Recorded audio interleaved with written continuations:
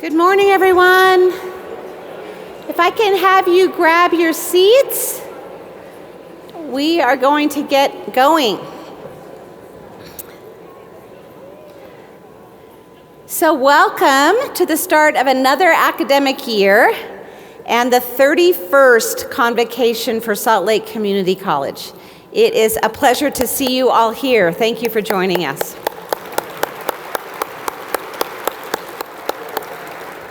So joining us today is Brady Southwick. He is the chair of the SLCC Board of Trustees, and he is a remarkable advocate for Salt Lake Community College and our mission, and he's here to celebrate and say a few words. So please help me welcome him with a fabulous Bruin welcome. Chair Southwick.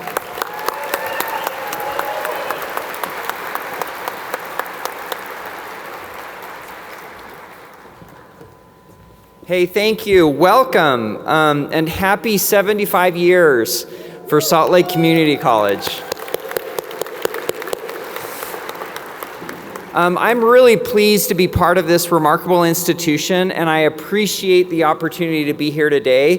This has actually been one of the highlights of my life. I've served on the board for 6, almost 7 years, and it has been fantastic working with the administration, working with all of you, and then also seeing the impact that you have on the students and on the community. And I am so grateful for all that you do. I have rarely ran into anyone that has had any association with Salt Lake Community College that hasn't just sung your praises and been so grateful for this institution and for the impact that you've had in their lives. This is a place where people build bright futures for themselves and also for their family. And this has a ripple effect on the rest of the community. It helps the economy. I believe that you are helping people become better people, better citizens, better spouses, better family members. And it's remarkable the impact that you have. And so we're so grateful for that.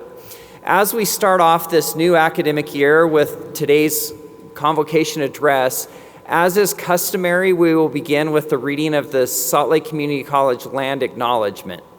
So Salt Lake Community College is located on the Native American shared territory of the Goshute, Navajo, Paiute, Shoshone, and Ute people. We honor the original ancestors of this land and also offer respect to other tribal communities. We acknowledge this history to cultivate respect for and advocate with our Indigenous students and communities still connected to this land.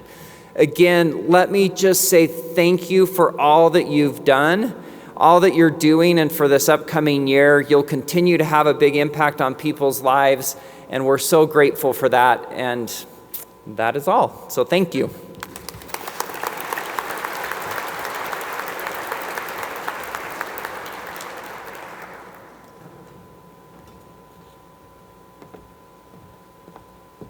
Thank you, Chair Southwick, for being with us today. I'd also like to recognize Yvette Donaso. Yvette, will you stand? Yvette is one of our newest trustees and made it a point to be with us at Convocation today.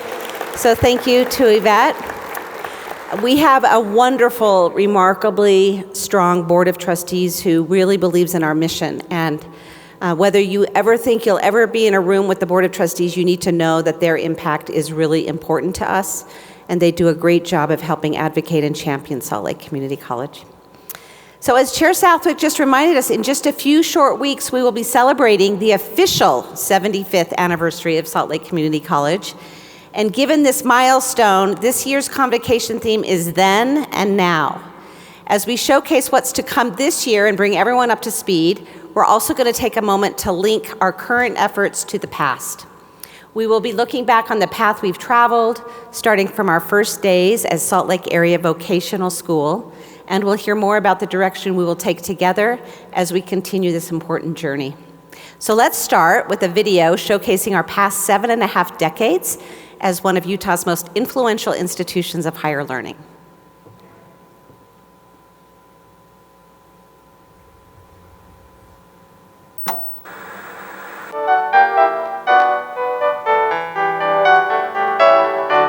All right, let's review the assignment. You are to write a script for a video about Salt Lake Community College. And remember, your video can't be any longer than 15 minutes. Oh, I know. Bryce has already said that it's difficult to depict everything that goes on here in 15 minutes. I think I used the word impossible.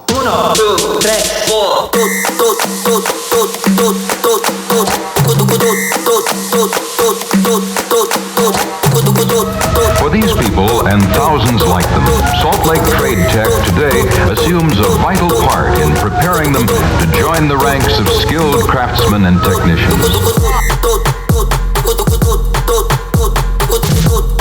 Providing access to quality education for each student demands a wide variety of individualized methods of instruction and excellent teaching skills.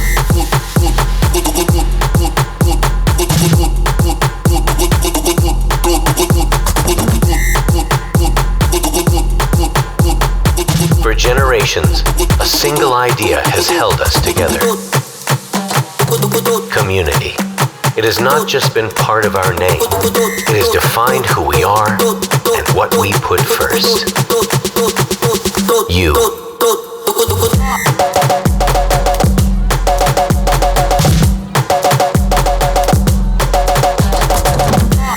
We encourage you to take full advantage of the opportunities and programs offered and recognize your potential for contributing to the goals and objectives of Salt Lake Community College.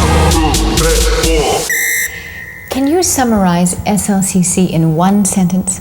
Well, I like it here because they don't just tell you how to do something, they show you.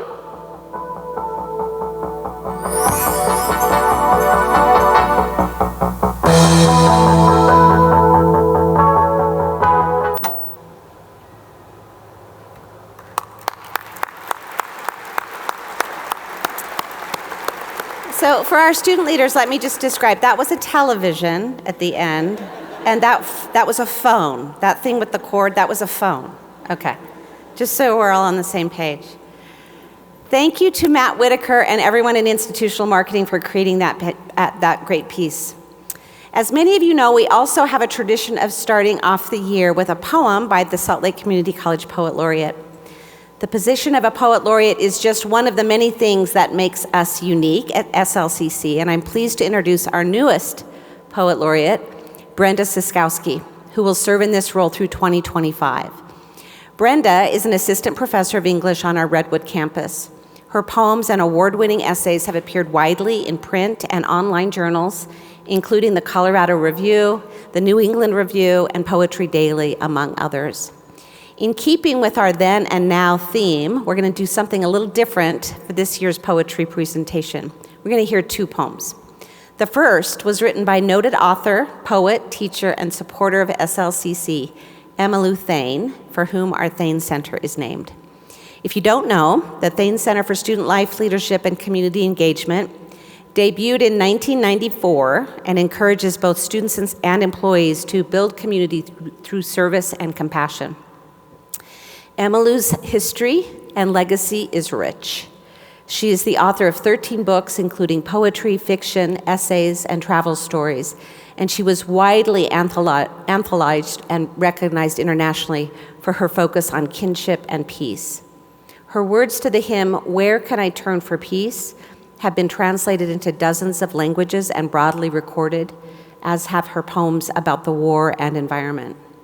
She was also recognized as our Honorary Doctorate of Humane Letters recipient in 2003. In honor of this remarkable woman, Brenda will read Emmylou's poem titled First Rain in a Dry Season, after which we'll hear Brenda's first poem as SLC's Poet Laureate titled Unaccountable Bones. Brenda.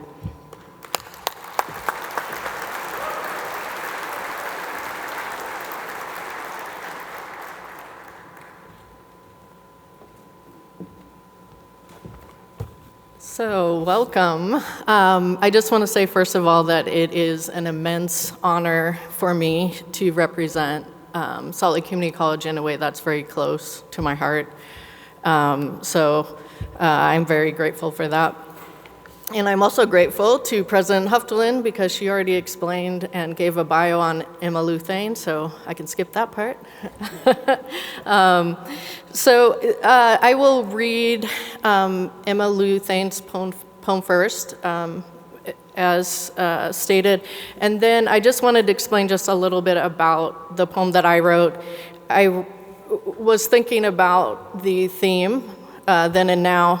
I was told it was loose, so if at any point we find ourselves in the future, no need to panic. But the way that I kind of connected what I wrote back to the past and back to Emma Luthane is to use a fairly new poetic form called the Golden Shovel. Anybody heard of the Golden Shovel? Fan of the Golden Shovel? If anyone becomes enamored of the form, I'm happy to start a writing group of Golden Shovel poets. Basically what it is, Terrence Hayes, a really, really stellar poet, invented the form, and what he did was he took Gwendolyn Brooks' poem, We Real Cool, and it was in his head day and night because he was teaching his 5-year-old to memorize it. So in his book, Lighthead, he has a poem, Golden Shovel, and he took every word of Gwendolyn Brooks' poem and he used it as the end word to each line. So what I did was I took one line from Emma Luthane's poem that I'll read, and every word in that line is the end word for the line in my poem, plus the last 4 words, because I want it to be 14 lines in homage to a sonnet. So that's a lot of explanation, but you may hear some echo with some of the words. So the first poem, this is Emma Luthane's poem. It came out in her book On Slim Unaccountable Bones, published in 1974. It's called First Rain in a Dry Season. The wind left its sky and hushed hope like water let loose through our hollows. It snatched at limbs and sent caravans of leaves to taste the burned ground. The birds closed their mouths in the dust. For an hour, the sky swelled and the green earth moved like part of the sea, and we stood in our dryness waiting. At last, even the aspen were drunk in their thirst, their heads shaved with wanting the wind, and the life that had been eluding us came. Flashing in the gray night, liquid strips of laughter peeled the sky onto the shudder of leaves, and mists nodded to each other like sleep. Flowers grew wands, changed shapes, and diffused like old ink.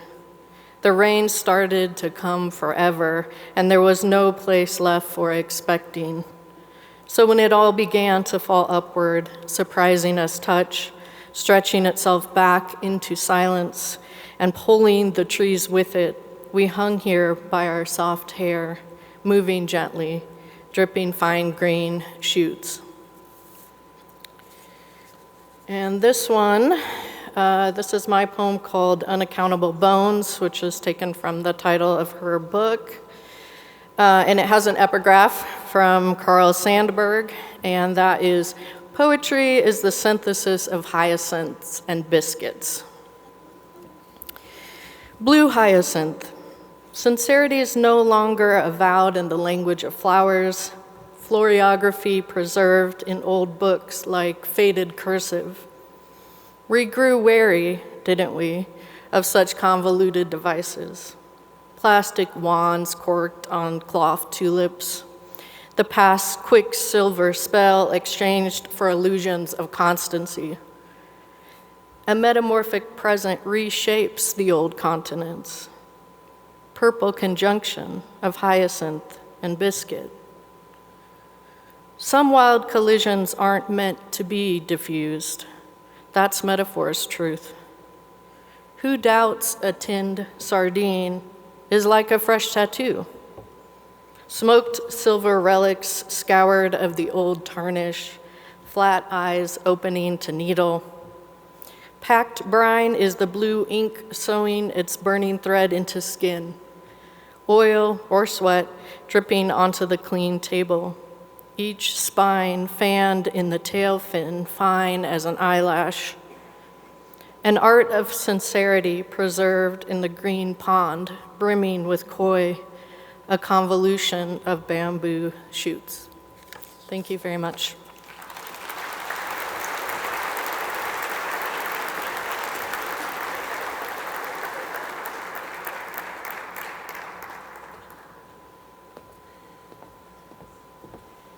Thank you, Brenda, for helping us start the school year on such an inspiring note. We look forward to hearing from you for many years to come. I'd also like to just say that hopefully sometime you'll be able to meet Denny Trabert and Warner. The Thane family continues to be very much a part of our institution, and Timothy Davis and his team in student life also make them feel so welcome. So if you ever get to meet them, make sure you acknowledge Emmylou and her fine legacy. Today and every day, students are at the center of our work. Our vision is to strengthen the communities we serve through the success of our students. And we have long had student leaders who have worked alongside staff and faculty to establish vision and direction for the college. During the college's very first days, students were elected through their classroom with ballots to provide a voice for their needs and concerns. Since then, our student leaders have continued to be elected to serve and have steadfastly provided invaluable insight and inspiration for nearly all areas of the college. We have been fortunate to have extraordinary and visionary student leaders for every one of our 75 years, and this year is no exception. So help me welcome the 2023-2024 student leaders. Please stand as I introduce you. Joyce Wambui, President of the Student Association. Emily Orton, Vice President for Academic Pathways, and Mars Davis, Vice President for Equity and Diversity. It's an all-woman band this year, and we love that. Thank you. Since 1948, SLCC has been managed also by wise leaders, some of whom literally built the college from the ground up. Our early leaders fought for legislative funding and legitimacy during the college's earliest days as Salt Lake Area Vocational School. Others oversaw periods of rapid growth where new buildings and campuses were springing from the ground to provide much of the physical infrastructure that we use today. And finally, some were laser focused on developing top quality programs and degrees, including general education courses to create Utah's first and largest comprehensive community college. Today, we still benefit from knowledgeable and visionary leaders at the executive cabinet level who continually push the college into new territory and work to make SLCC the best it can be. Please stand as I introduce you. Interim Provost for Academic Affairs, Dr. Jason Pickavants. Vice President for Student Affairs, Dr. Brett Perazzi. Vice President for Finance and Administration and CFO, Chris Martin. Vice President for Institutional Equity, Inclusion, and Transformation, Dr. Juwan Kadri. Vice President for Institutional Effectiveness, Jeff Aird. Vice President for Institutional Advancement, Abby McNulty. And Vice President for Government and Community Relations, Tim Sheehan. Let's hear it for all of our executive cabinet members. I'd also love to recognize our academic deans. So deans, if you could please stand as I call your names. Dean Jeffrey Coker, Gail Miller, School of Business. Dr. Craig Caldwell, School of Science, Mathematics, and Engineering.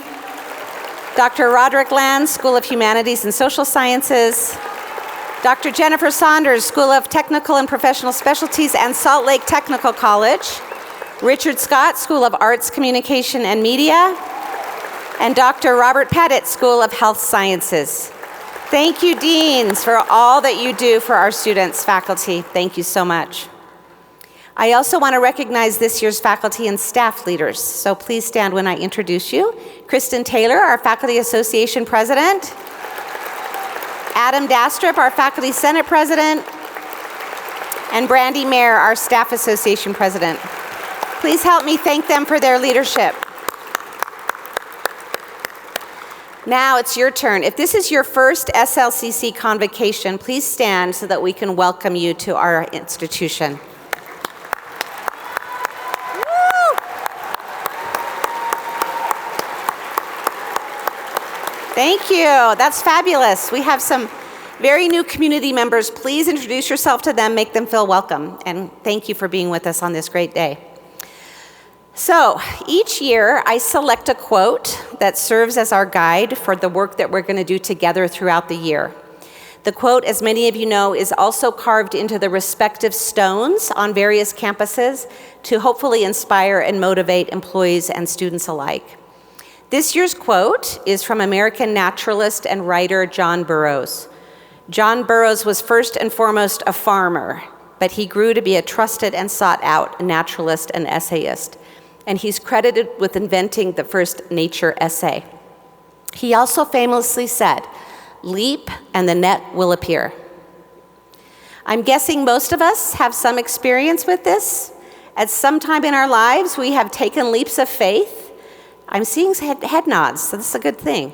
And we're not necessarily knowing the outcomes or how we're going to overcome certain challenges, but we do it anyway, and somehow we find the support to make it work. This college has been leaping for 3/4 of a century.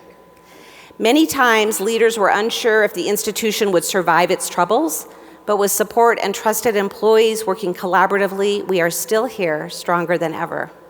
I hope the quote will be a source of motivation for you and our students throughout this next academic year. So let's move into the state of the college and address a little history. The first convocation for Salt Lake Community College was held in 1992. We had only recently become a comprehensive community college, and then President Frank Budd believed the college had an image problem, and he was right.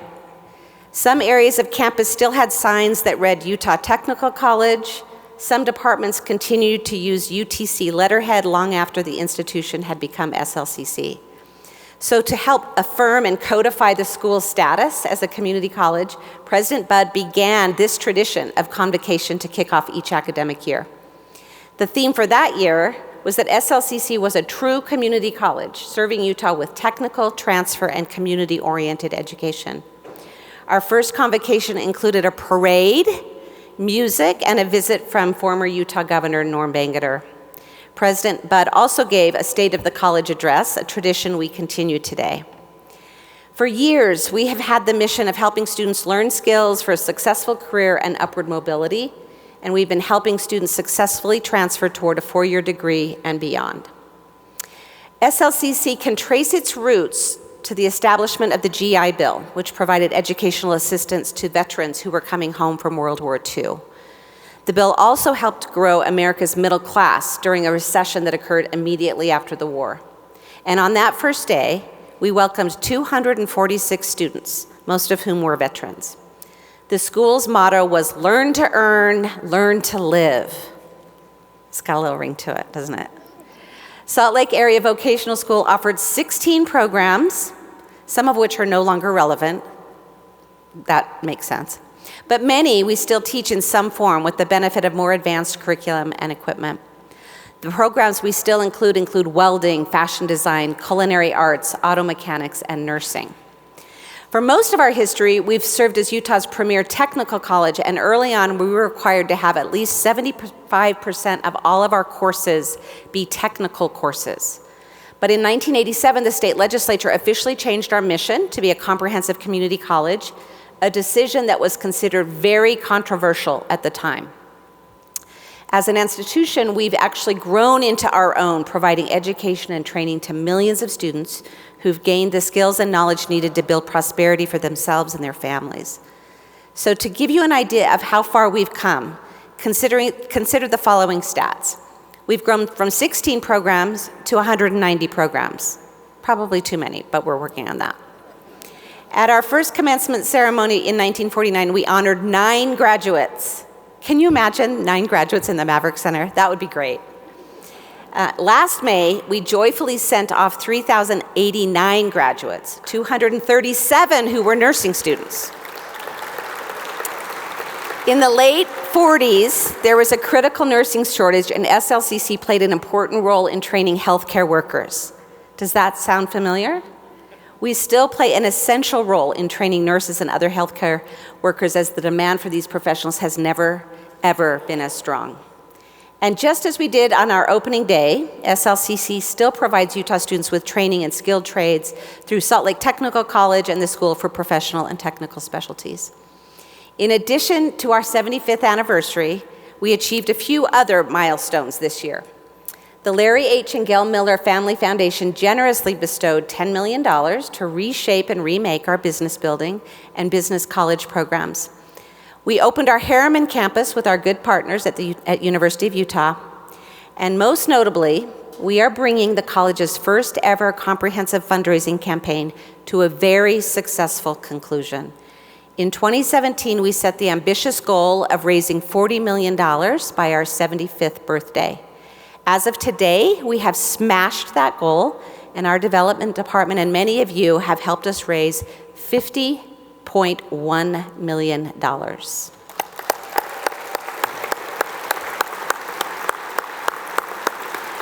We have a couple of weeks before we formally conclude the campaign, but we are thrilled that thousands of donors opted to say I'm in with SLCC to share in our vision of bringing exceptional education to all. I'm going to now turn the time to several cabinet members for updates. We'll first hear from Chris Martin, our Vice President of Finance and Administration. He'll provide us an update on projects that have been going on in the facilities, as well as discuss initiatives that have been undertaken by our People and Workplace Culture team. Chris.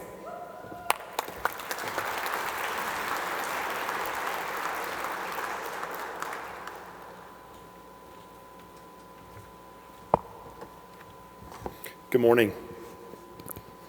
Until the Redwood campus opened in 1967, the college was housed in a reclaimed laundry facility in downtown Salt Lake called the Troy Laundry Building.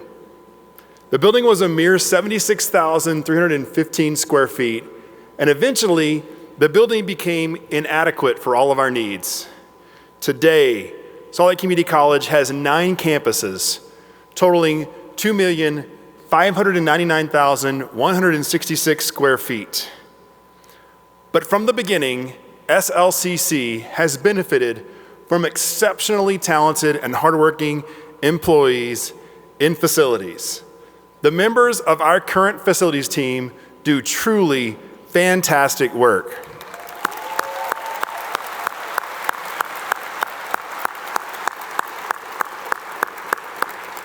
This dynamic team ensures that every single day we have clean, well-maintained, and beautiful campuses that inspire our students and us to be our very best.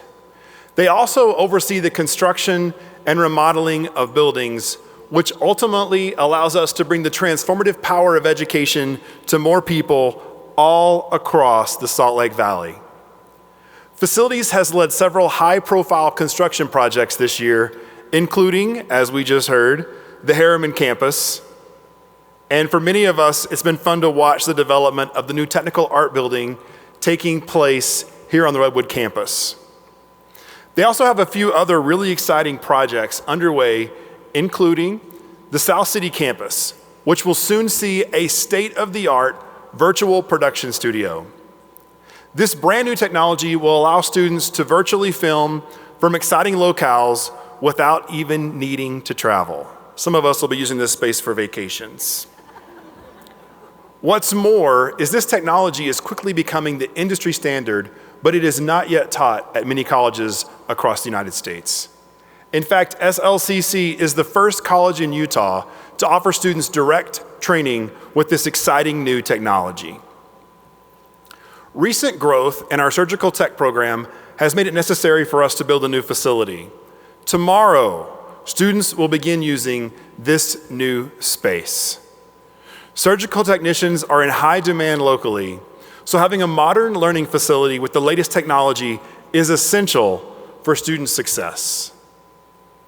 Many of you have also experienced the remodel of the Taylorsville Redwood Student Center, which has progressed nicely this year, but I will fully admit we still have a little ways to go. The offices for ODMA, the Oak Room, and the administrative suite have been completed. I'm going to put a plug in for VP Perazzi's open house today. Go in and see that new space.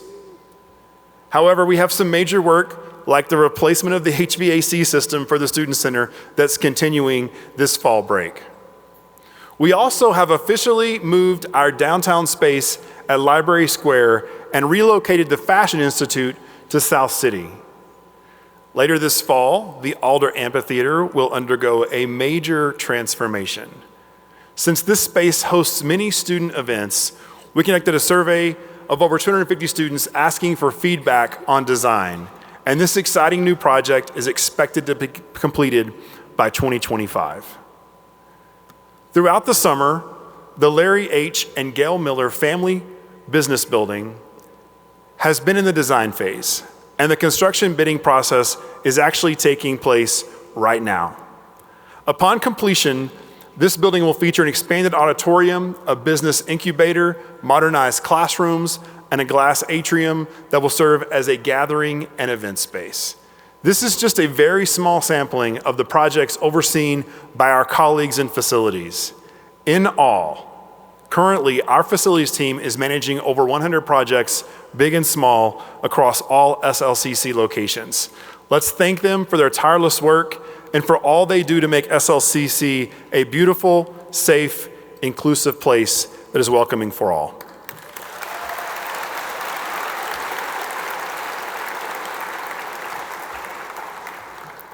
Moving on from facilities, our people and workplace culture team has also been very, very busy this summer. I'm excited to share we're bringing back in full strength, like never before, Focus and Learn Days for fiscal year 2024. The dates are on the screen. You can clap for Focus and Learn Days. I want to thank my colleagues in Cabinet for doubling down on a commitment to these days, which provide really important time for collaboration, for team building, for personal and professional growth, and also just for a small break from meetings. Cabinet has committed to limiting meetings on Focus and Learn Fridays. EEO and employee relation changes for FY 2024. If you have not met our wonderful employee relations team, I really want to encourage you to get to know them. At this time, Leigh Pakalani is currently leading this team while Vilma Velasquez is on leave. And we have two great employee resource coordinators, Megan De Los Santos and Aubrey White. If you have not gotten to know them, I encourage you to get to know them. Really good things are happening across employee relations with a commitment to really focus on employees, collaboration, engagement, and thanks to Leigh, a whole lot of aloha celebrations. As part of those aloha celebrations, PwC is bringing back Popcorn Fridays, the first Friday of every month.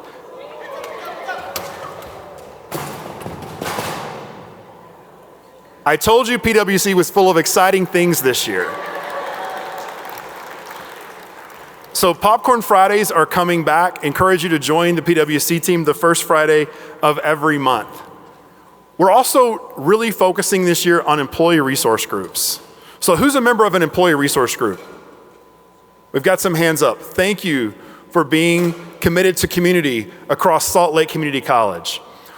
With employee resource groups this year, we are really going to focus on community and bringing people together and celebrating all of the things that make SLCC a great place. So keep that in mind, more to come on employee resource groups, but that's a big lift for the PwC team this year. And my last update, not near as exciting as what's going on here, but we are completing our compensation market study. And so we received the initial results at the end of July. We're working with our partners at this point to go through and verify some data questions that we have. And we'll be presenting the initial presentation of that compensation study to Executive Cabinet on September the 5th and setting up forums with the faculty and staff associations later this fall. So really excited about this commitment from the college to ensure that our employees are paid fairly and at market, and really good things are coming from that study, and excited to share that later in September. Thank you.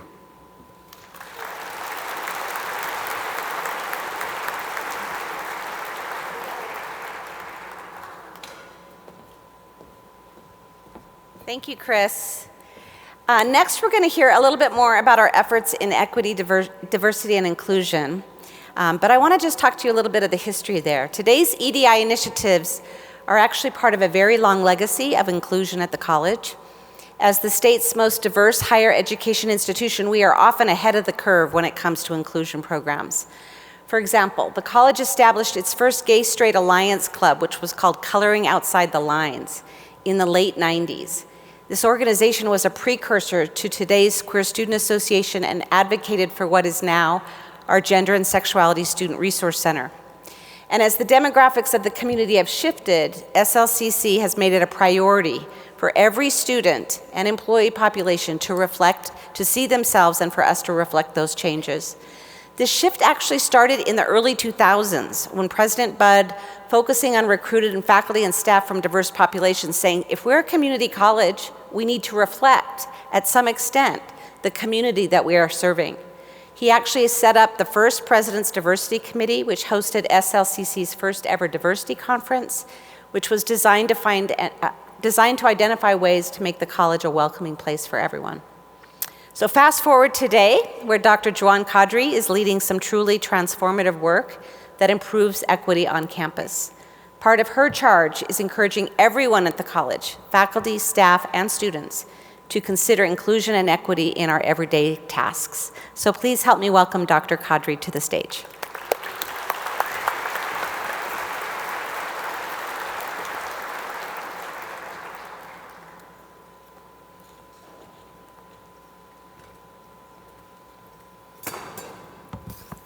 Good morning, Salt Lake Community College. Oh, yay, yay, yay, yay. Sometimes I do that and there's kind of silence. Convocation is such an exciting time of the year. While I'm not faculty anymore, there is this energy that comes with Convocation. And so I want to bring you into that energy. First, I'm going to, I need to remember the clicker. Is this the clicker? I didn't practice ahead of time. Can somebody tell me if this is the clicker? This is the clicker. Oh, it is. Okay. I hear people shuffling in the back. So I want to give you an overview of what we're doing here at the institution in equity, inclusion, and transformation. And it's important for you to know what our focus is at this time. And so over the last 16 months in this position, I have been spending a lot of time listening, collaborating, reviewing, and moving forward and connecting. And those connections have been not only internally, but also externally in our community. And it's important for us to be thinking about how we're connecting with each other, to think about how we move forward. All of the initiatives from our office is not just about one group or small groups of people. It really is about our entire institution. And so it's important for you to know that we're thinking about all of you. There may be aspects of it that touch on certain groups of people, but even what we learn from those things will impact the work that we do across the college. I want to move into talking to you about our HSI initiatives. The HSI initiatives at this time are being led by Kino Hurtado, and he has been thinking a lot about, he came in October and really focused on bringing in the work that had already begun with many of you with the collaborative work team. And so he took that vision and began to think more about what can we do to kind of wrap it up and bring it into its new phase, which is now that we will be focusing on thinking about how we will collaborate, how we will bring in culturally responsive teaching, and also how we will think about making curricular and other student activities responsive to the communities that we're involved in. Part of that is that 21 staff and 5 faculty will be a part of some culturally responsive teaching that we are getting from an organization called Escala.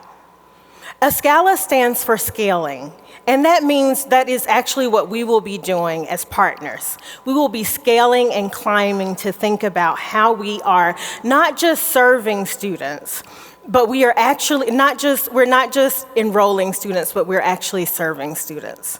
And so it's important to me that you know that we're not just thinking about the dollars attached to us becoming an HSI, but that we're actually working together to think about how we're doing that work. I'm going to move us into thinking about our next project, which is our middle school engagement. One of our commitments as an institution is about community. And our value in community says that we are transformative and we provide the public good of educating students. Now, while educating middle schoolers may not seem like a part of our role, it really is. It's kind of that start, the pathway to lead us into thinking about not only are they in middle school, but moving them into high school and then eventually here to our institution. I want to tell you a little bit about my own story. We sometimes think of middle school kind of like, it's at least for many of us, it's far behind us.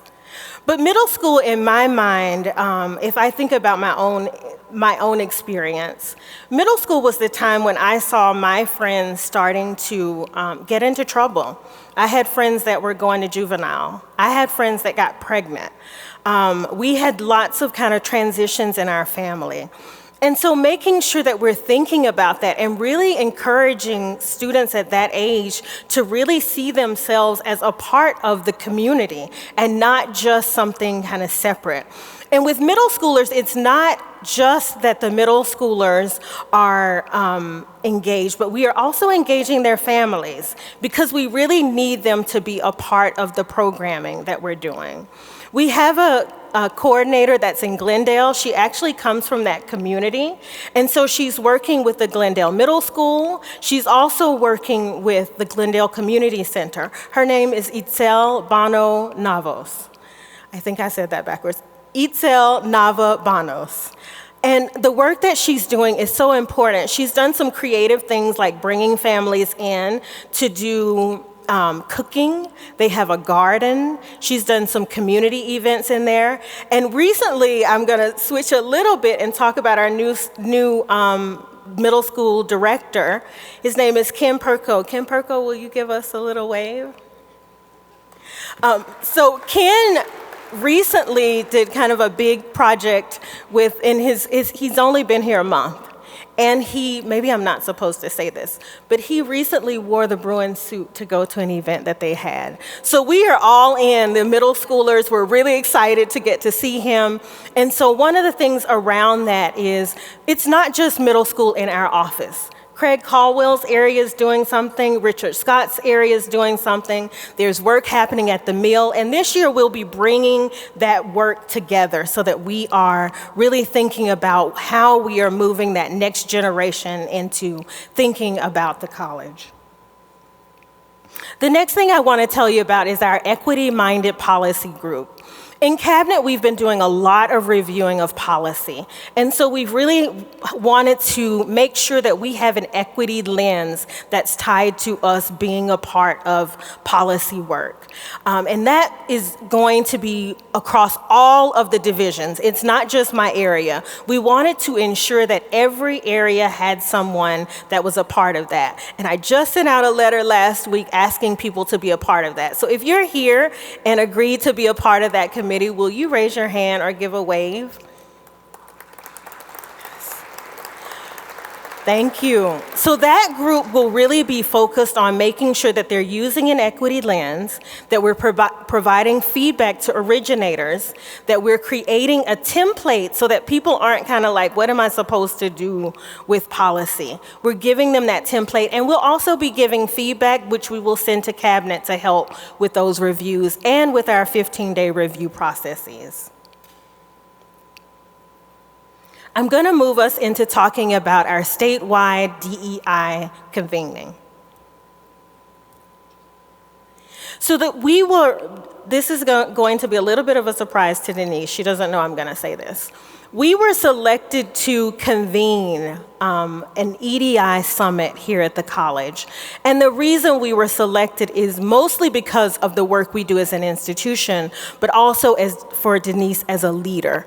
She's seen that way across the state, and whether she's in the Council of Presidents or she's at some other meeting or a community group, she was really seen as a leader amongst the presidents across the state with DEI. And so it's really important that we're getting to host this. We're excited about this happening. It will be happening on October 16th at our Miller campus, and we will give you some updates about that along the way. And last but not least, this was my inaugural last year convocation. I got to talk to you all about the Equity Compass.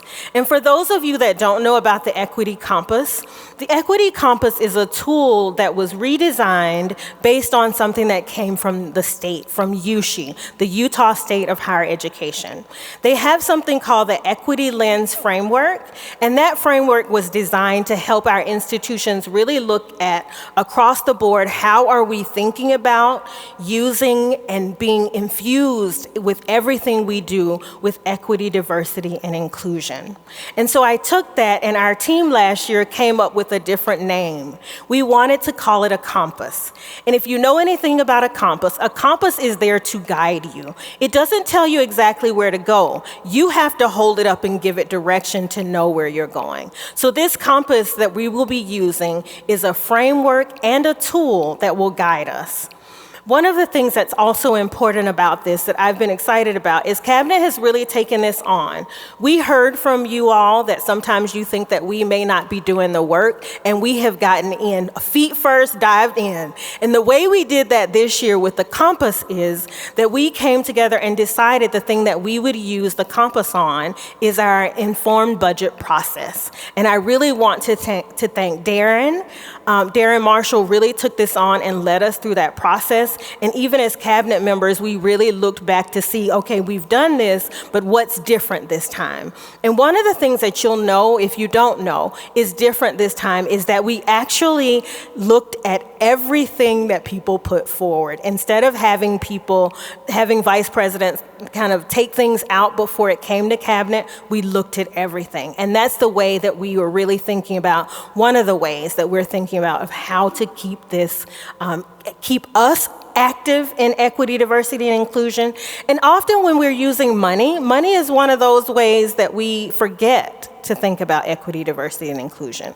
And we can forget about people. So we really wanted to make sure our money talked where we want it to talk. And so that's the other important thing that I want you to know. I will finish off with having you all do, I don't think I'm supposed to move forward to the next slide. I want to do something a little bit different. I want you to turn and look at a neighbor and say, "Good morning, I'm so happy you're here."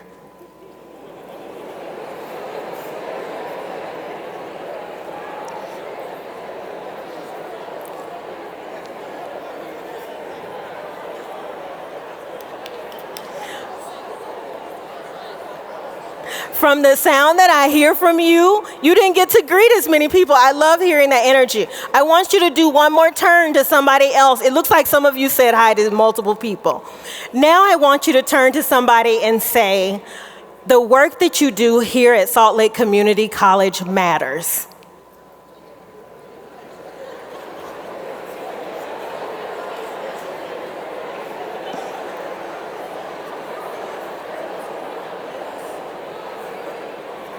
Okay, I'm gonna call us back.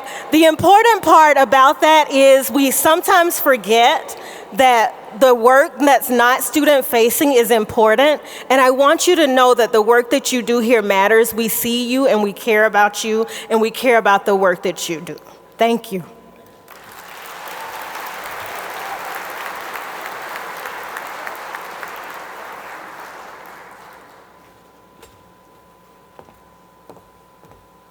Thank you, Dr. Kadri. As I mentioned earlier, since the late 40s, literally millions of Utahns have turned to Salt Lake Community College to launch their dreams and pursue opportunity.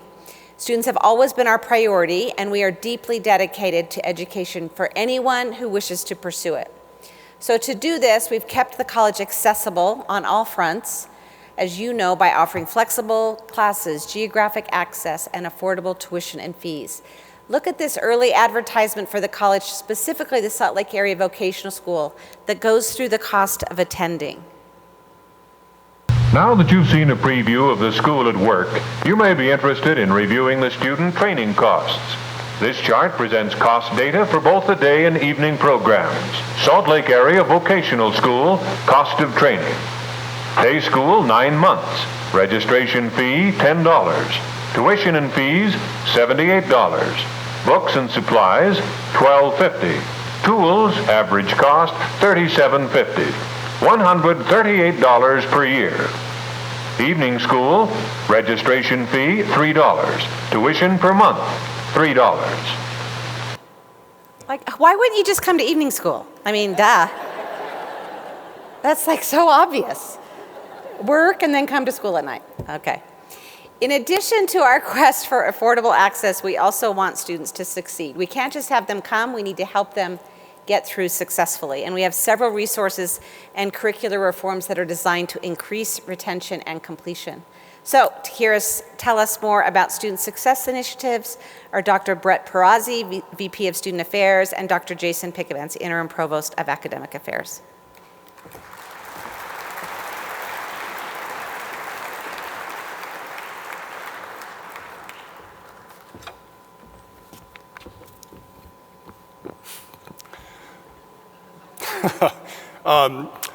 So Brett and I are here together, our newish VP of Student Affairs and your humble interim provost, to talk a little bit about student success. Brett's going to share some best practices, but also to signal some renewed efforts around collaboration between student affairs and academic affairs. Collaboration is a named value at Salt Lake Community College, but values don't live apart from practice and unless leaders at the college model them effectively. To that end, Brett and I have been meeting over the summer to get to know each other and form a professional bond and I think a friendship that we hope will set a positive tone for how our teams work together.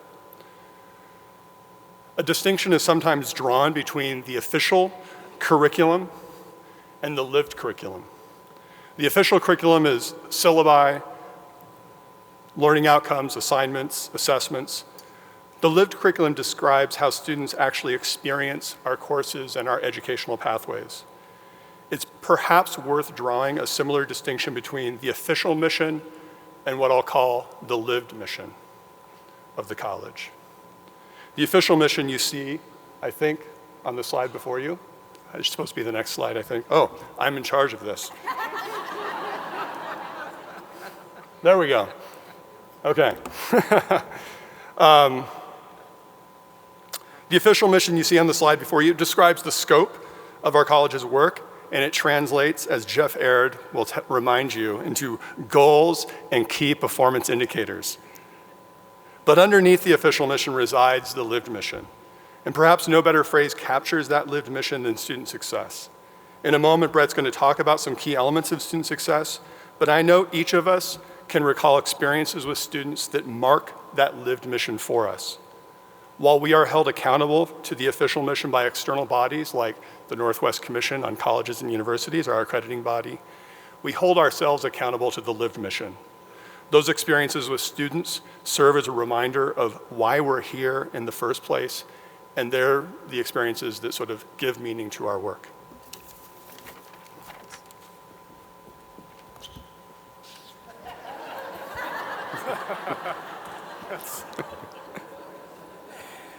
Thank you, LAC, for not having one of those mics that goes, makes a lot of noise. Jason, thank you. Being my first convocation, I did want to just mention that I hadn't realized it makes sense that Salt Lake Community College was actually founded in large part in relation to the GI Bill, and I am a product of the GI Bill myself. My father is the son of an immigrant farmer who actually served in the war and was able to go to college to one of the most elite institutions in New York State. So I am a real proud recipient of sorts of what Salt Lake Community College is all about, and it feels really great to be here at this institution. Jason's comments were really great, and he sent them to me ahead of time too, and I fully agree that we've been spending time getting to know each other, and I think I can safely tell you that I've been waiting my entire career for this, where student affairs and academic affairs are working side by side. It takes a smart, intelligent leader to be able to recognize this and have the humility, even though he joked about it, to be able to work together and across lines and across barriers. And it goes for all of us, and we'll come back to that in just a minute in some of these slides. I'm going to progress the slides here and talk a little bit about student success generally as kind of a rubric for all of us to see ourselves in. So this is some high-level data across all of higher education and all different sectors in higher education, some of the things that make us and students as successful as they can be. I want to just focus on one point on each of these slides for the sake of time. The first item here is faculty-student contact. We have known literally for decades that this makes a huge difference in the lives of students and their success while they're enrolled in college. The anecdote I'd like to share is I worked at an institution one time where faculty and staff weren't allowed to use the recreation center, which you can kind of see how this plays into policy issues, because knowing that interaction of faculty and staff, this is not just in the classroom but outside the classroom as well, to be prohibited in a setting of higher learning isn't the best policy. We're able to look at these policies using an equity lens, which we'll see on the next slide as well, to help our students be successful. The next slide that I'm going to show you needs a little bit of setup. There are researchers in higher education. The lead author in this next study actually is probably the most prolific researcher in all of higher education. They began the NESE program. Some of you know NESE or SESI, the National Survey of Student Engagement. Hundreds of thousands, if not millions of students by this point in time have actually taken this assessment, which means that the data is incredibly robust. And so what it allows is for research to look at the entering characteristics of students and actually make predictions about what students should gain after their college experience. And what these researchers did is they say, who is it? What institutions are making massive gains well beyond what is predicted? What are they doing to make this work? So then they sent, I believe it was 14 researchers to these 14 different institutions to do qualitative analysis. And essentially, these are the results of their study. So just take a look at that for a moment. I want to focus on the third item, because this gets at what Jason was setting up and what I am attempting to reinforce is that environments adapted for educational enrichment.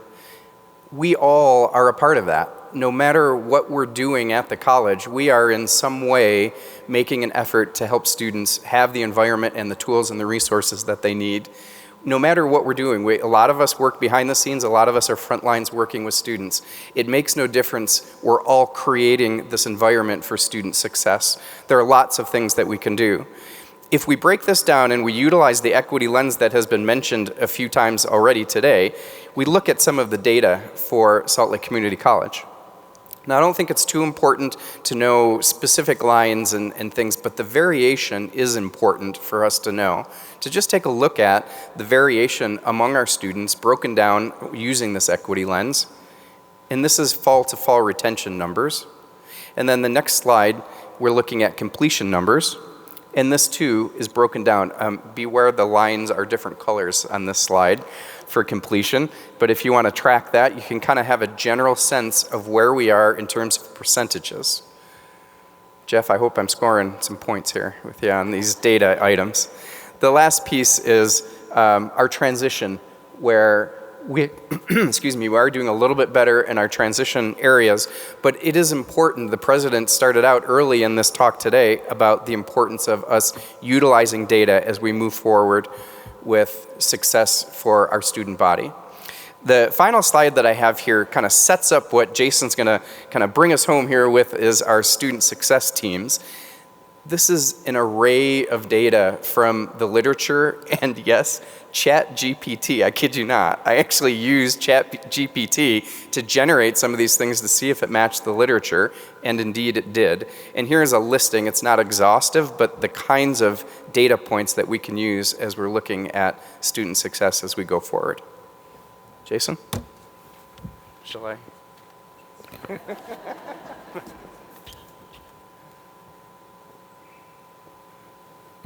Thanks, Brent. So I just want to briefly talk about, I hesitate to say new initiative. I'd rather say a continuation of ongoing efforts, an effort to kind of better organize our work. We're calling them student success teams. They kind of are flowing out of some of that area of study work that we've been engaged in over the last few years. And maybe a way, I think, we've had some successes and failures, I think it's fair to say, with respect to guided pathways reform. And this is another go at it, another effort to sort of just think carefully about what makes sense for us as a college, and how do we integrate our efforts more effectively. So these success teams that are going to be focused on areas are going to oversee and evaluate the student experience in each area of study. They're organized around a common core of participants across academic and student affairs and going to focus on some common functions. They're going to include faculty as the core. We're still nailing it down, but I think there needs to be at least a faculty co-lead for these teams. Academic administrators in the area, and then partners in student affairs, advising, career coaches, some data analysis folks, and then student leaders as well. Some ideas we're sort of working through this year is one, to identify a couple of curricular checkpoints for each area that would serve as monitoring points for student progress. So figuring out, in partnership with data analytics, what are the loss points in different areas and different programs, and what can we learn about why students are dropping out at certain points in their pathway. Each team will develop evaluation points unique to the area, support the consistent use of Canvas and My Success. I think we still need to figure out how to effectively involve faculty and academic administrators in the My Success tool. I think that's been a challenge that we need to these teams can help us work through.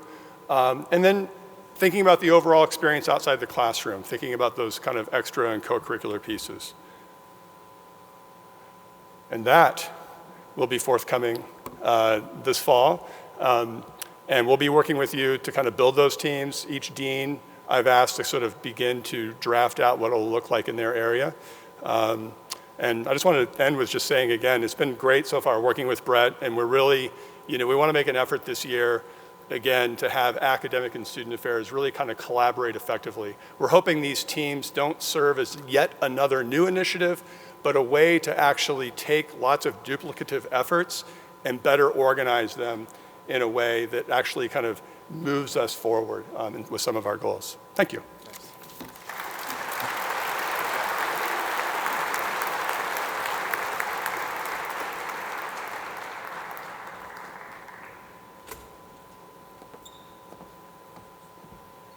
Thank you to Jason and Brett. I'm so looking forward to these two and what they're going to help lead with the deans and the success teams. I think we're in for some amazing new experiences this fall, so thanks. So I've talked a lot about how our founding mission was technical college focused, where students could quickly earn a certificate and move on to a career. It's true, we added general education courses in the late 80s and kind of created that comprehensive community college, but our technical mission remains, and it remains strong. And Salt Lake Tech, as you know, is being rebranded and strengthened.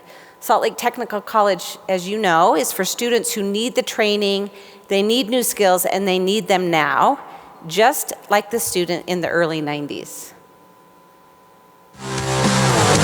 I want an education. I don't want training for just one job. I want some flexibility. I want it now and in 20 years from now.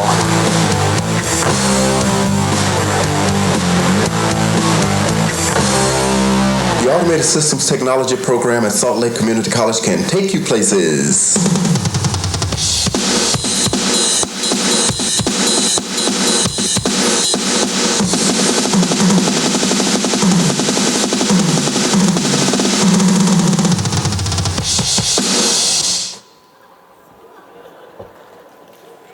Is that good?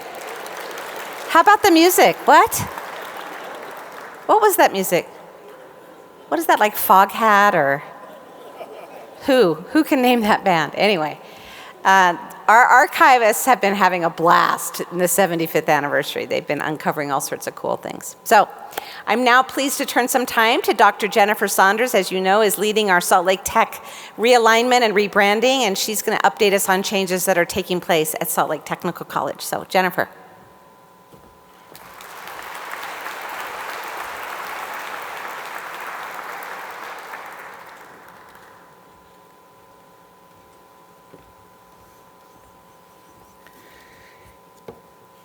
Hello, it's good to be here with you. Let's see, I have the power. Sarah, does this get advanced or did I?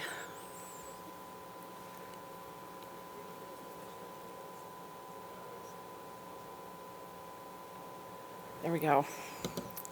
So since July 2020, Salt Lake Technical College began a journey of transformation.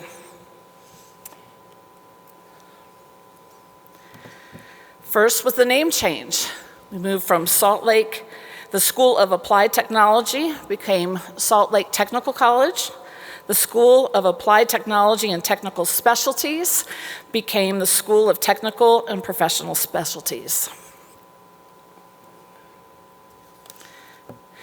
The name change was followed quickly by the initiation of a statewide program alignment in technical education. Faculty leads from Salt Lake Tech programs met with faculty from other technical colleges across the state, and these meetings were convened by the Office of the Commissioner of Higher Education. The alignment included student learning outcomes, program length, program name, and course numbers. Some of the content even has moved within our institution as a result of this alignment. We began that process of transferring content or programs with automotive and welding. And now these degree programs have the first year offered as a certificate program in Salt Lake Technical College.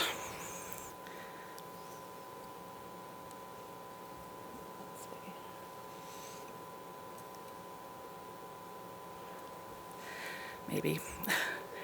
There we go. Okay. In July 2022, Salt Lake Technical College faculty moved from a 9-month contract to a 12-month contract. Instruction within Salt Lake Tech was already 12 months a year with 9-month contract and a summer contract. But a single 12-month contract more accurately reflects faculty work within Salt Lake Tech. Salt Lake Tech faculty now can schedule their breaks and vacations, which may or may not be the same as fall and spring breaks of the faculty who teach in degree programs. Yes, this aligns with other technical colleges within the state. And yes, as an institution, we now mitigate risk, having a more precise approach to commissioning faculty work in the technical college. And yes, it's an adjustment with for some of our faculty. But more importantly, there are steadfast and student-centered Salt Lake Tech faculty that are reporting a new life-work balance, that they're able to structure breaks within a 12-month period that they had not been afforded previously. Equally important is we have increased the access of our students to faculty. Now that's a lot, but wait, there's more. On July 1st of 2023, 2 more significant steps were taken towards Salt Lake Technical College aligning with other technical colleges in Utah. And again, more importantly, yes, we need to align with the state, but more importantly is to better do the work to serve our unique community and our students. First, our technical education programs moved from clock hour to credit hour. This was at the direction of Utah's Board of Higher Education, and the goal was they were seeking what they referred to as a common currency within higher education. Now, while articulation agreements existed between clock hour and credit hour programs, and Salt Lake Tech had a number of these internally with degree programs within our institution, as well as other tech colleges had some articulation agreements with our degree programs. The expectation is now there are opportunities for students to seamlessly transfer from technical colleges to degree-granting institutions in Utah, and that the number of students who choose to do this and to continue their education pathways will significantly increase. Now note, this change was monumental. It was the work of just about every department within our institution. And there's always a risk when you start calling out people or even departments that you're going to forget someone. However, I'm going to give it a chance. I'm going to take that risk because this work was so huge. And I want to particularly thank Rachel Lewis and David Brower for their work. Yes.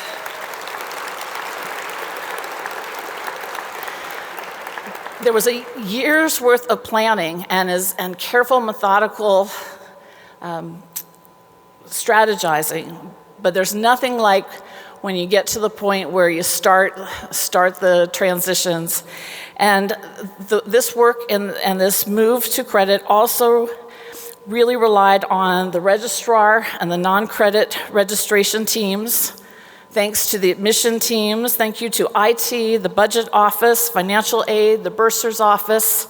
Thanks to Jeff Aird, who helped make sure that we didn't get into trouble with our accrediting body, because that's also something that we need to disclose and work through, moving from clock hour to credit hour. And thank you for all the troubleshooting that our advising director has done, and the academic advisors who have worked closely with the associate deans and Salt Lake Tech operations. This was a huge lift. There are still glitches, yes, yes. It was messy. I also want to do a shout out to Sandra Thompson, who was in the dean's office. Yeah, anybody who's worked with her knows that that's really worth a round of applause.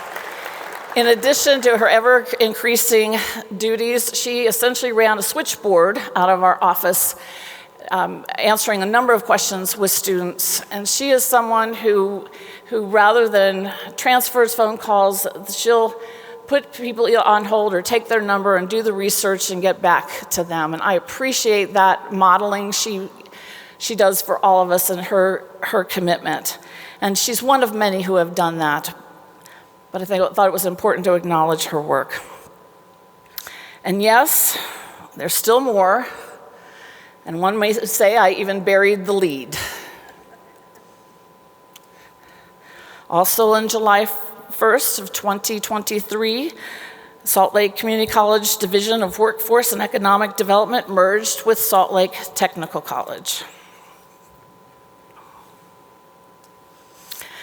With this combined talent of these teams, Salt Lake Technical College will serve our communities by providing technical education, short-term workforce training, continuing education, corporate training, and foundational courses and programs such as basic technology and ESL.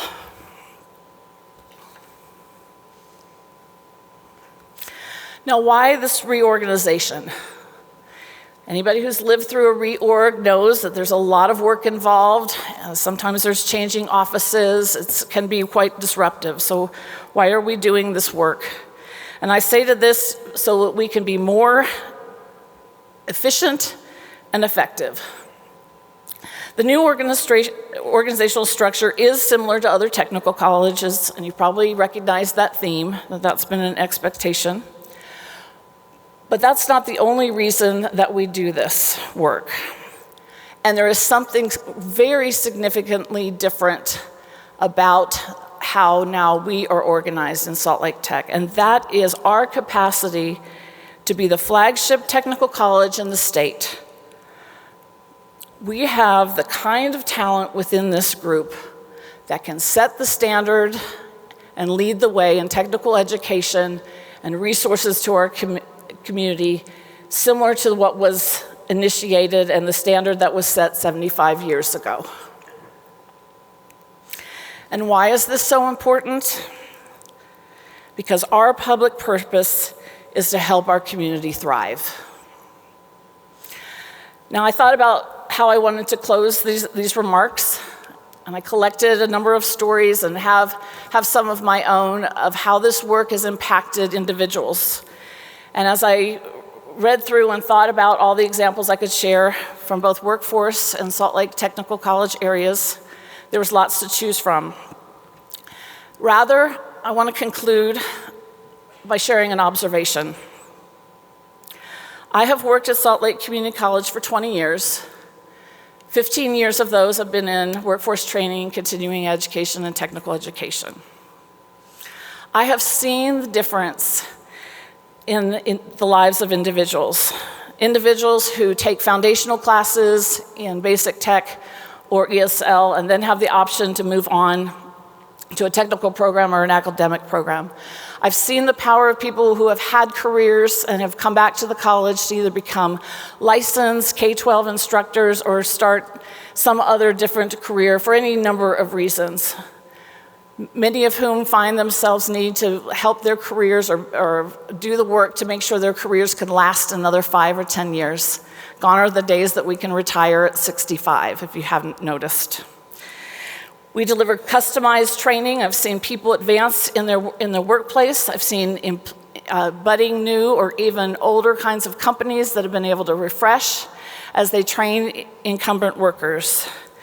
We've seen full-time individuals who have 2 and 3 part-time jobs be able to move to full-time employment with benefits through obtaining a workforce or a technical ed certification. The lives change. The observation I want to share with you is that for every life we touch, there's at least 3, maybe 4 more people who need that same support, that need that same opportunity, who either don't realize that this opportunity exists at Salt Lake Technical College, at Salt Lake Community College, or they haven't figured out a way to access it.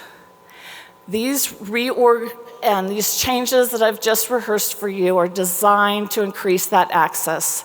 They're designed to include more in the opportunities that exist at our institution. They're designed to scale our work. I look forward to doing this work with you. It is messy. It is hard work. There's a lot of change. But I'm confident we can do it together, and I'm even more confident that the work matters.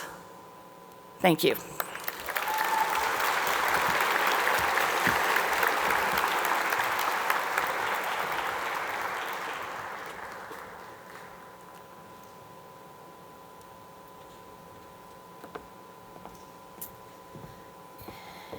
Thank you, Dr. Saunders. I just want to echo, you cannot imagine the work that has gone into this. And thank you, Jennifer, for giving shout outs to all of the folks that have been involved, but another big shout out to Jennifer Saunders herself, who is leading that work. Very difficult work, but very, very important. So thank you. Our last speaker today is Jeff Aird, Vice President of Institutional Effectiveness. He oversees our strategic planning, and which according to school records has been a part of SLCC for longer than you might think. So Dale Cowgill, who was college president from 1978 to 1980, introduced strategic planning to Salt Lake Community College. He created a 34-person team called the Committee for Development. And the committee had 3 functions. They were to define the college's place in the world, to make the college function better, and to introduce new teaching innovations and improvements. So, knowing that strategic planning has long been in our history, please help me welcome Jeff Aird, Vice President for Institutional Effectiveness. He'll give us an update on our next transformative planning process.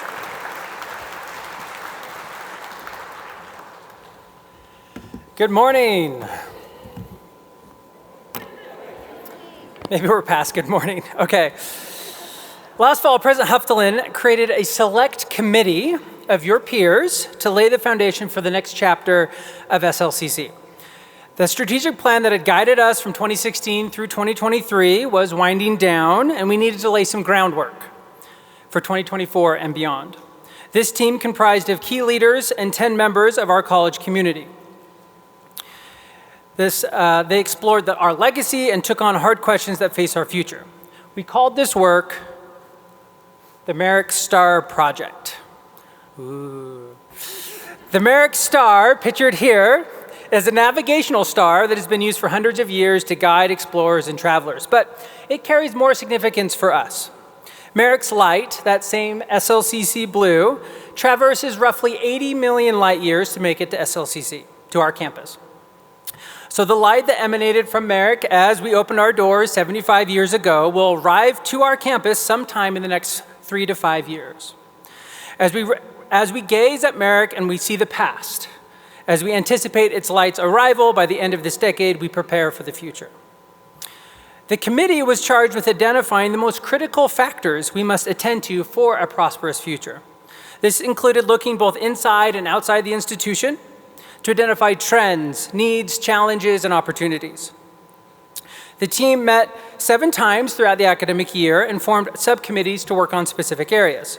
I'd like to invite members of the Merrick Star Committee to stand, and all who worked on this. There are other subgroups and other supporting folks. If you'd please stand, we'd love to give you all a round of applause for your great work. Thank you. Thank you for supporting this work. So what did this committee actually accomplish? We divided the work into 4 buckets or areas of inquiry that will help us build a coherent and effective strategy moving forward.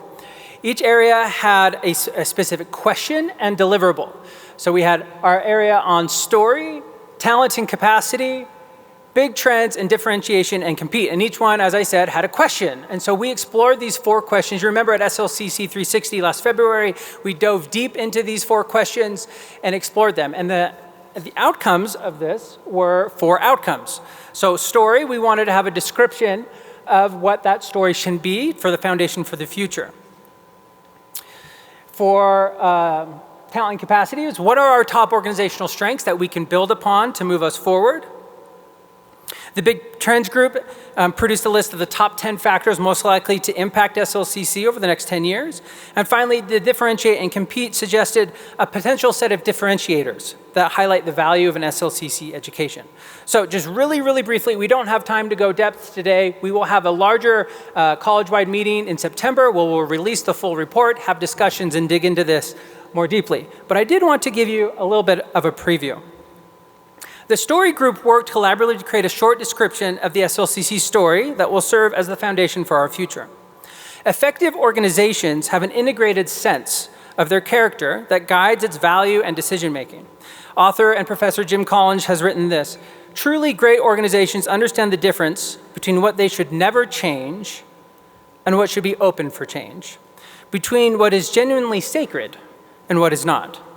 This rare ability to manage continuity and change requires a conscientious practice discipline. It is closely linked to the ability to develop a vision. An institutional story provides guidance about what is core to preserve and what future to stimulate progress towards. So what does our history create that we want to keep? And what parts do we want to change for our future? We wanted to write something down, something that would serve as a common narrative and a unifying story. We'll release the full draft of that in early September, but I hope that maybe you're hearing some of the themes come up in today's presentation. Do you hear something that resonates with you? Is there something that maybe doesn't quite sound right? Something you'd rather move on from? That's good. We'll be hosting discussions throughout the fall. Chime in, help us shape this narrative together. In strengths, they identified 5 strengths that we will build upon: our values, our commitment to the community, our people, our diversity, and our strong foundation. Values drive us in our ongoing commitment to a transformative education and strengthening our community. We are committed to being centered in our community, to being accessible in who we are, who we serve, what we do, and where we are located. Our people care. We're dedicated problem solvers who are flexible, adaptable, and committed to our students, each other, and our community. We strive to create an environment where our students and employees can bring their whole selves and find a place of belonging. We celebrate diversity of thought and experience. And finally, the college is built on a very strong foundation. It is committed to being here for the generations to come. The strong foundation includes support from a legislature and donors who continue to invest in Salt Lake Community College, and our students providing support in state-of-the-art facilities with focus on teaching and learning. In the Big Trend space, we wanted to make sure that we recognize we are facing significant headwinds. The world is changing at a rapid pace. What are the most important trends outside of Salt Lake Community College that we must be paying attention to? Last February, we presented over 20 options to you, and we have now, based on your feedback, pared that down to 10. These include the decline in social trust, the mental health crisis, particularly acute in Utah, the looming enrollment cliff, and others. Please join us again in this fall as we'll dive into these more deeply. And finally, our final bucket is our differentiation and compete. It's a recognition that we are far from the only educational option that our students have. They have an ever-increasing list of ways to pursue learning and training. We can no longer simply rely on our public mandate and open access to ensure financial sustainability. But our vision has never been to just be a stable college. We want to be a model for inclusive and transformative education. Community colleges are well positioned to handle the many trends we just looked at. But how do we best position the college within the higher education ecosystem? What specific student populations do we target? And what educational experiences and outcomes do we design for them? These are questions posed by our differentiate and complete area. We recognize that we need to find what EAB calls the differentiation sweet spot. This is the strategic position that meets the needs of our students, is within our capacity to do well, but is difficult for other institutions to replicate. The committee has identified 6 potential differentiators we'll be discussing this fall. Relevance and industry experience. One member of our committee suggested that we explore what it would mean to become the uncollege, a place that breaks the rising perception that college is a waste of time. But rather, we are deeply applied, relevant, and aimed specifically at what students need to know to advance in a modern economy. Low cost, this is a historical SLCC differentiator, and it will likely remain. We know that students report cost as the primary reason for attending here, but as the only public institution in Utah with significant enrollment declines, we know that price alone is insufficient. Credit for prior learning, the largest segment of our enrollment decline in the past 10 years has been in our post-traditional students. Are there better ways to design and leverage the expertise our students bring with them? Are there ways that we've become a leader in this space at scale? Teaching and instruction. We are liberated to focus exclusively on teaching. Because this is unique to our mission, we can be better than anyone else in the state. We can recruit, support, develop the best teachers in the world. Focusing on industry experience alongside appropriate credentials and a shared lived experience, we can differentiate through our amazing instructional experiences. Diversity and inclusion. Our campuses reside in the most diverse areas of Utah. We are by far the most diverse institution in Utah. How can we continue to build on this opportunity to be shaped and molded by the communities we serve? And finally, are there programs that we are uniquely situated to offer? Our health sciences perhaps is one that we can continue to expand, but perhaps there's also other places and some curricular innovations we need to be exploring. For example, BYU Idaho is actively exploring and pursuing a 90-credit bachelor's degree. Is that something maybe we should be considering as well? These are big questions about our future and the building of an inclusive and transformative model of education. I look forward to discussing with you these ideas later this year.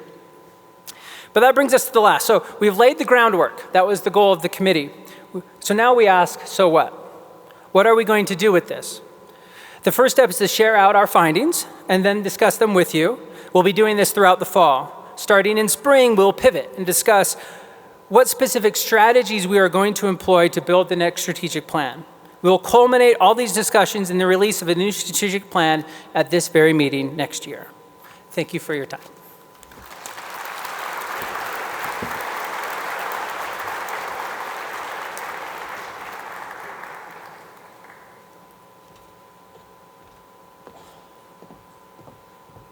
Thank you, Jeff. Thank you all for being patient. There's a lot to cover, but we thought it was really important to take the time when we're all together to give you as much information as we could. So thank you for your patience.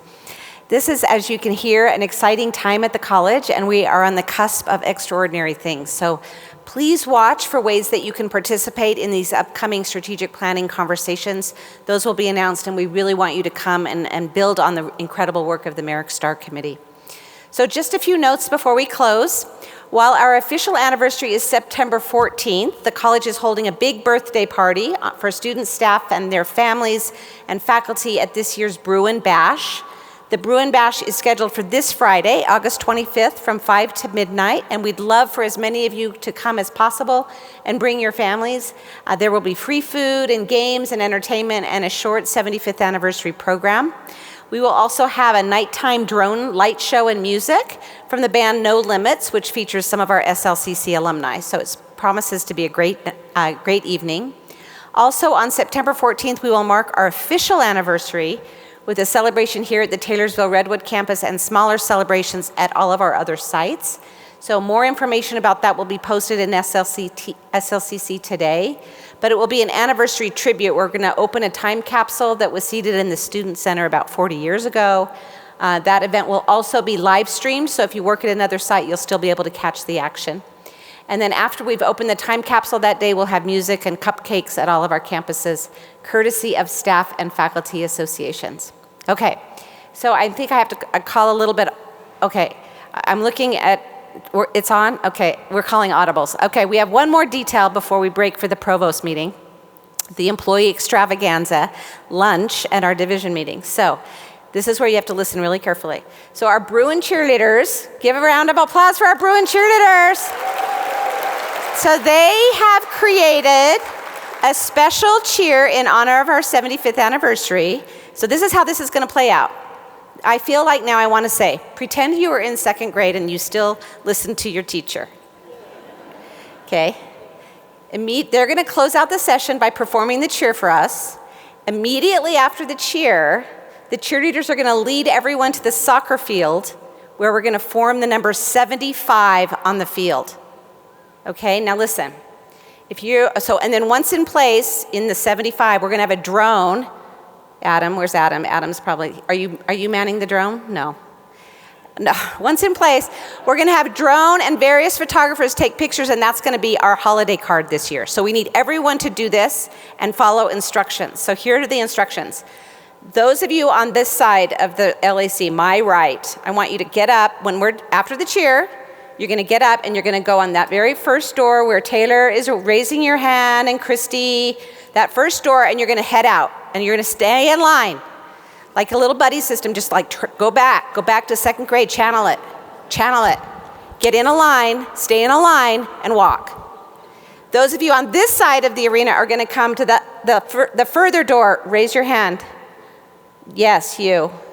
You're going to go through that door. So you guys come on this side and just try to create, doesn't matter what line you're in, just get in one of the lines, follow the person in front of you, make a new friend if you've not met them, and follow them all the way to the soccer field, okay?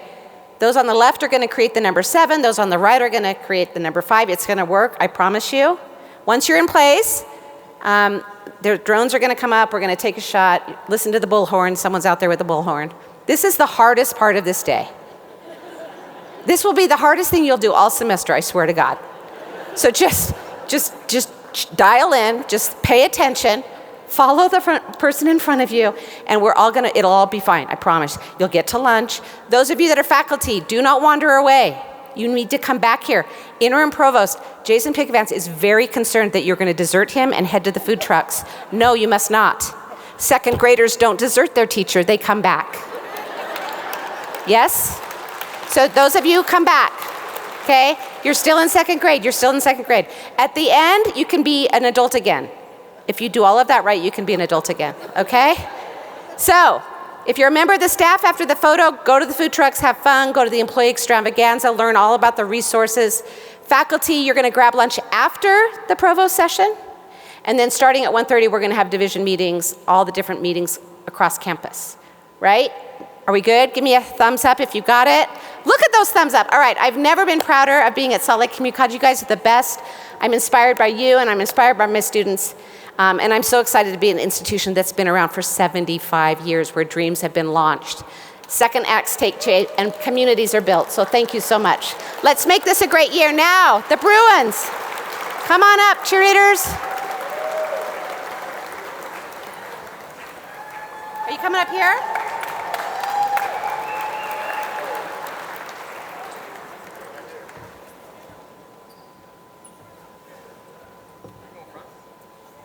front. Come in front. Do you want to be on stage? Okay.